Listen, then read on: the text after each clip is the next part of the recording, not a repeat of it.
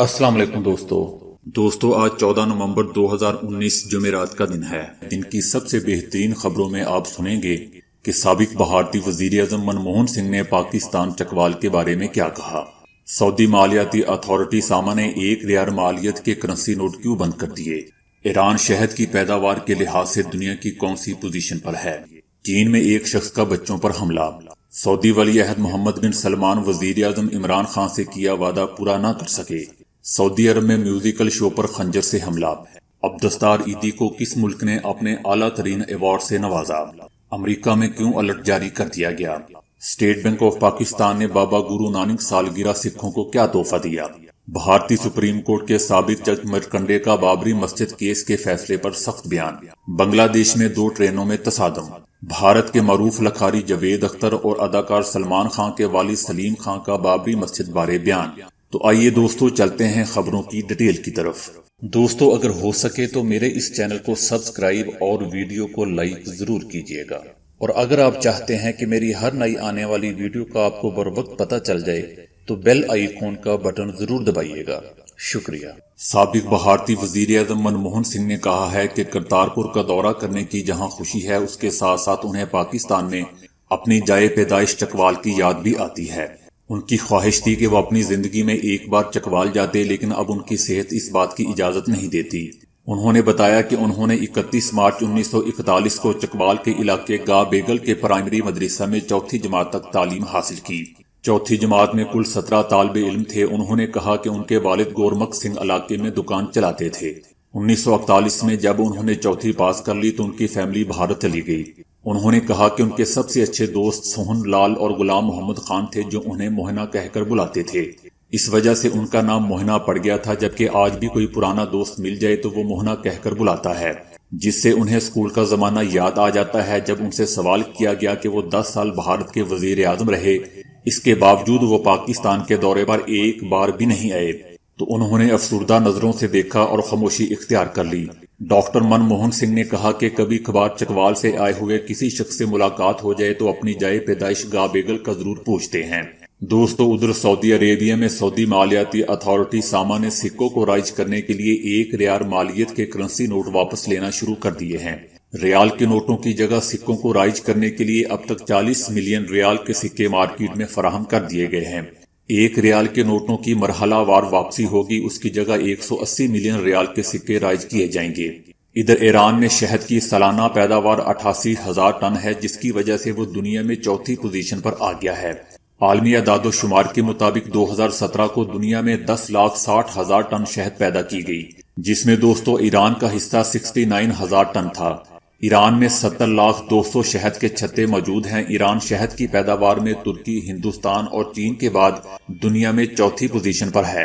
دوستو ادھر چین میں ایک شخص نے گارڈن میں کیمیکل اسپرے کر کے 51 بچوں کی حالت گہر کر دی۔ 51 بچوں اور 3 افراد کو علاج کے لیے ہاسپٹل میں داخل کر دیا گیا ہے۔ 23 سالہ کانگ سوڈیم ہائیڈرو آکسائڈ سے متاثرہ افراد کو اسپرے کرنے سے پہلے دیوار پر چڑھ کر گارڈن میں داخل ہوا۔ پولیس نے حملے کے 1 گھنٹے سے بھی کم وقت پر کانگ کو گرفتار کر لیا ہے۔ دوستو چین میں بچوں کو نشانہ بنانے والے حملے معمولی بات نہیں ہیں، جس میں پچھلے کچھ سالوں میں کئی ہلاکت خیز واقعات دیکھنے میں آئے ہیں۔ پچھلے سال اپریل میں ایک 28 سالہ شخص نے مڈل سکول کے 9 طلباء کو چاقو کے وار سے قتل کر دیا تھا۔ دوستو سعودی ولی عہد محمد بن سلمان نے اپنے دورہ پاکستان کے دوران وزیر اعظم پاکستان عمران خان سے وعدہ کیا تھا کہ وہ زیادہ سے زیادہ پاکستانی قیدیوں کو رہا کریں گے، تاہم یہ وعدہ جزوی طور پر ہی پورا کیا گیا ہے۔ گزشتہ 1 سال کے دوران جیلوں میں 1594 قیدی رہا کیے گئے ہیں، تاہم ابھی بھی ہزاروں پاکستانی معمولی جرائم میں جیلوں میں بند ہیں۔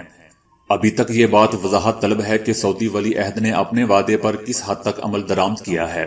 پاکستان کی بہتر سفارتکاری کے نتیجے میں متحدہ عرب امارات کی جیلوں سے 1873 پاکستانی قیدیوں کو رہائی ملی ہے۔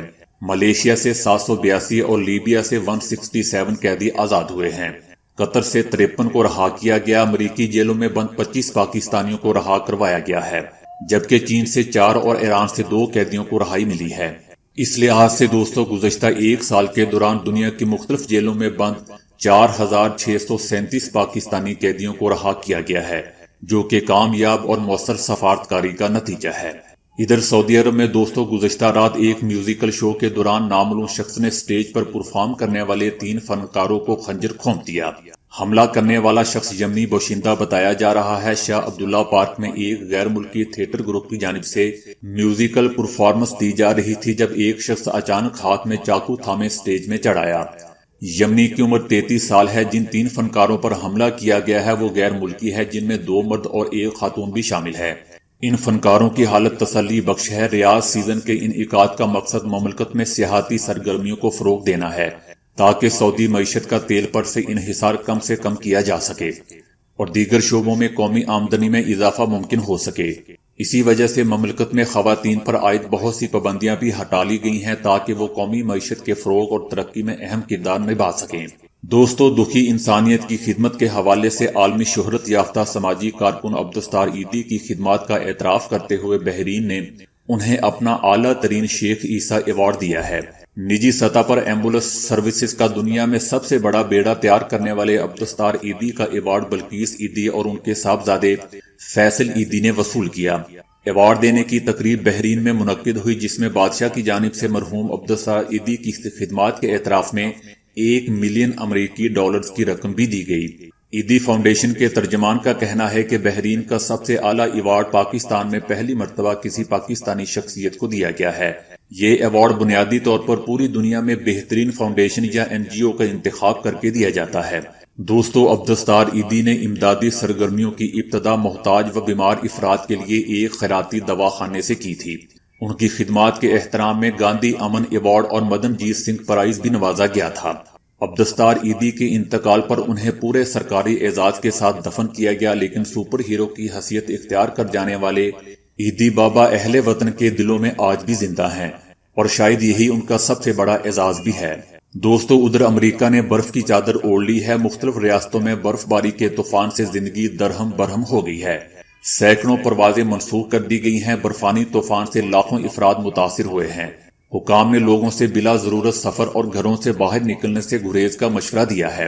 موسم کی خراب صورتحال سے کوئی جانی و مالی نقصان نہیں ہوا، جبکہ انتظامیہ کی جانب سے الرٹ جاری کر دیا گیا ہے۔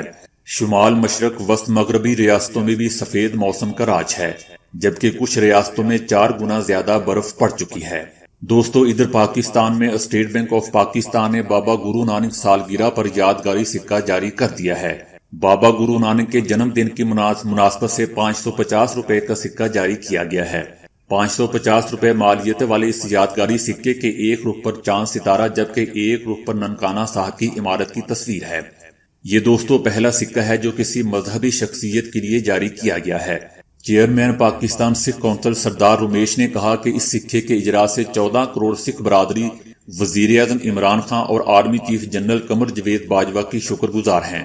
اتنی جلدی کرتارپور کی تعمیر کرنا ناممکن تھا۔ دنیا بھر کے سکھ پاکستان کرتارپور آنے کے لیے ترستے ہیں۔ بابا گرو نانک نے زندگی کے آخری 18 سال کرتارپور میں گزارے اور آخری آرام گاہ بھی ان کی وہی ہے۔ دوستو، ادھر بھارت میں بھارتی سپریم کورٹ کے سابق جج مرکنڈے نے کہا ہے کہ ایودھیا کیس کے فیصلے کا تاریخ کے گھٹیا فیصلوں میں شمار ہوگا۔ بھارتی سپریم کورٹ نے خطرناک رجحان کی بنیاد رکھتی ہے۔ سابق بھارتی جج کا کہنا تھا کہ بھارتی سپریم کورٹ نے جارحیت کی حمایت کی۔ 500 سال پہلے مندر گرا کر مسجد تعمیر کرنے کی بات اہم کانا ہے۔ ایسی باتیں کچھ لوگوں کے سیاسی ایجنڈے کو تقویت دینے کے لیے ہیں۔ دوستو، بنگلہ دیش میں 2 ٹرینوں کے تصادم کے نتیجے میں 15 مسافر ہلاک اور 58 زخمی ہو گئے ہیں۔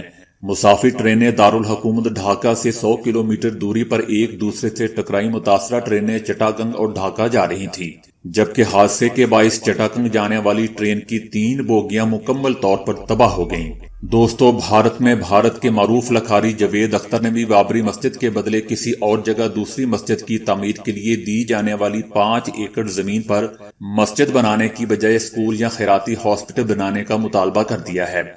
جاوید اختر نے بھی ایودھیا کیس کے فیصلے پر تبصرہ کرتے ہوئے کہا کہ مسجد کے لیے دی جانے والی زمین پر ہاسپٹل بنانا چاہیے، کیونکہ مساجد بڑی تعداد میں موجود ہیں لیکن اچھے ہاسپٹلوں کی بہت کمی ہے۔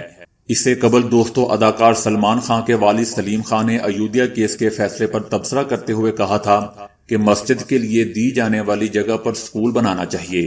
اس وقت ہمیں مسجد سے زیادہ اچھے اسکولوں کی اشد ضرورت ہے۔